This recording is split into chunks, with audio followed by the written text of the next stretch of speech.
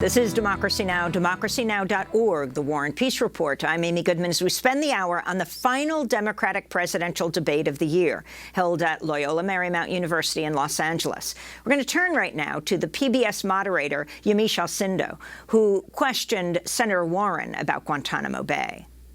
President Obama pledged to close the detention camp at Guantánamo Bay, but could not. 40 prisoners remain there. Last year, U.S. taxpayers paid $540 million to keep Guantánamo open.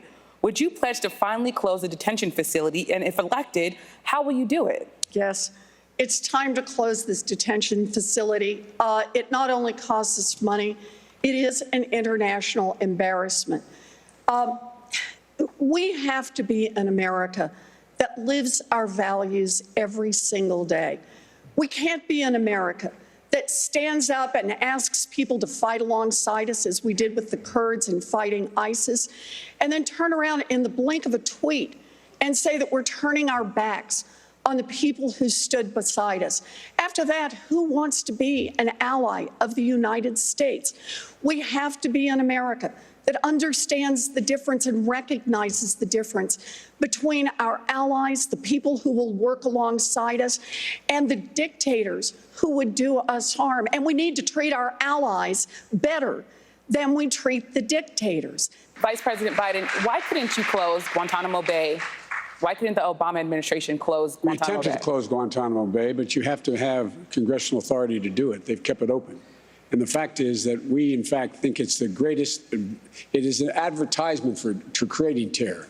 Look, what we have done around the world in terms of keeping Guantánamo open, or what Trump has done by no longer being an honest broker in Israel, there's no solution for Israel other than a two-state solution. It does not exist. It's not possible to have a Jewish state in the Middle East without there being a two-state solution. And he has played to all the same fears and all the prejudices that exist in this country and in Israel. Bibi Netanyahu and I know one another well. He knows that I think what he's doing is outrageous. What we do is we have to put pressure constantly on the Israelis to move to a two-state solution, not withdraw physical aid from them in terms of their security. That was Vice President Joe Biden being questioned by PBS moderator Yamiche Alcindor.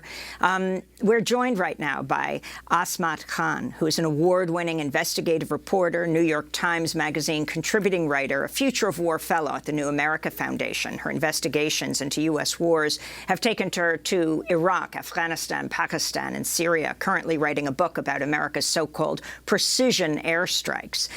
Thanks so much for being with us. Can you respond to everything from the Israel-Palestine conflict to Guantánamo? Right. So this question about Guantánamo was one that was big during the 2008 election. And we've heard very little talk about Guantánamo in recent years. And that's because the American public largely believes that the U.S. is no longer involved in the detention of so-called terrorism suspects. And the reality is very different than that. While there are a few people left in Guantánamo and the United States is struggling with what to do with them, the reality is that someone is running prisons that the U.S. no longer maintains in countries like Iraq and Syria and in places like Afghanistan. And that is the U.S. is now relying on partner governments, on allied governments, on partner forces, for example, Kurds in Syria, who are running these prisons and holding these suspects. And torture and abuse are widespread in some of these prisons. We may not be talking about it. It may not be an agenda issue, but detainee and torture and policy related to that should be a major issue for candidates to be talking about, because it is something that continues to happen and is not being discussed particularly with respect to ISIS. Iraq and Syria are filled with sprawling prisons. Some of them include children of families who have been accused of involvement in ISIS, and there's very little discussion about what to do with them. The abuse that I mentioned that's happening in these places, if we look at recent history, we know that these have had devastating consequences, often serving as incubators for groups like ISIS, and there's very little discussion about what to do with them, particularly when it comes to the repatriation of ISIS fighters who came from Western countries. The United States needs a clear policy on this, and it's not something that candidates are talking about. This discussion about detention has been relegated to the issue of Guantánamo and a few prisoners, but it's much bigger than that. And that torture discussion really warrants serious debate. In Israel-Palestine, and overall, your assessment of the questions that were asked last night on these issues? Yeah, these questions came up briefly, and there were some answers. And so I think with the Israel-Palestine question, Bernie Sanders came to say that we don't need to just be pro-Israel, we need to be pro-Palestinian as well. Biden came forward to say that, he criticizes Bibi Netanyahu and what he's doing, and that there needs to be a two-state solution. But what that actually would turn into, there were very few specifics. So there really isn't much to dig into here when it comes to what a real policy forward would look like, what kind of pressure that Biden said needed to be put on Israel. What does that pressure actually look like, particularly when he said that, military or security aid should not be off the table? You need to really illustrate what those pressure points are, and he didn't actually do that. Well, I want to turn to Afghanistan now. Last week, the Washington Post published confidential documents that revealed for years senior U.S. officials misled the public about the war in Afghanistan. I want to turn to a clip of PBS moderator Amna Nawaz questioning, again, Vice President Joe Biden about whether he withheld information about the war during his time as vice president under President Obama in the White House. Mr. Biden, the question was about your time in the White House, though. And I'm talking about the White House. In that Washington Post report, there's a senior national security official who said that there was constant pressure from the Obama White House to produce figures showing the troop surge was working, and I'm quoting from the report here, despite hard evidence to the contrary. What do you say to that? Since 2009, go back and look. I was on the opposite side of that with the Pentagon. The only reason I can speak to it now is because it's been published. It's been published thoroughly. I'm the guy from the beginning who argued that it was a big, big mistake to surge forces to Afghanistan, period. We should not have done it. And I argued against it constantly. Senator Sanders, you had your hand up? Well, in all due respect to Joe. Joe, you're also the guy who helped lead us into the disastrous war in Iraq. What we need to do is, I think, rethink, and the Washington Post piece was very educational. What we need to rethink is the entire war on terror. We have lost thousands of our own men and women, brave soldiers.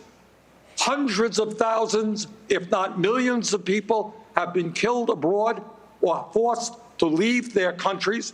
It is time right now that we bring this world together to try to end these endless wars and address the root causes which are causing these wars. That's Senator Bernie Sanders, and before that, former Vice President Joe Biden. Azmat Khan. So what we heard here was Biden refer back to an effort he made in 2009 to promote something that's referred to as the Biden plan or as the zero option, this idea that he argued for, against the advice of military generals, that the United States should scale back its footprint. These ground troops in Afghanistan focus more exclusively on counterterrorism operations and U.S. Special Forces. It's something he pushed for and didn't win back in 2009. He failed to persuade Obama to do that. And he says this is the kind of approach he would bring now. But there's a massive misconception here. This implies that somehow war operations would decrease. The reality is that most combat operations today are conducted not by ground troops. They're actually conducted via airstrikes. There have been more bombs dropped in Afghanistan when U.S. troop levels have been lower than they were at their surge in 2011. In 2011, we saw around 5,000 bombs dropped in Afghanistan. In 2018, when troop levels are at some of their lowest, we saw more than 7,000 bombs dropped. And same with this year. We've seen that escalated.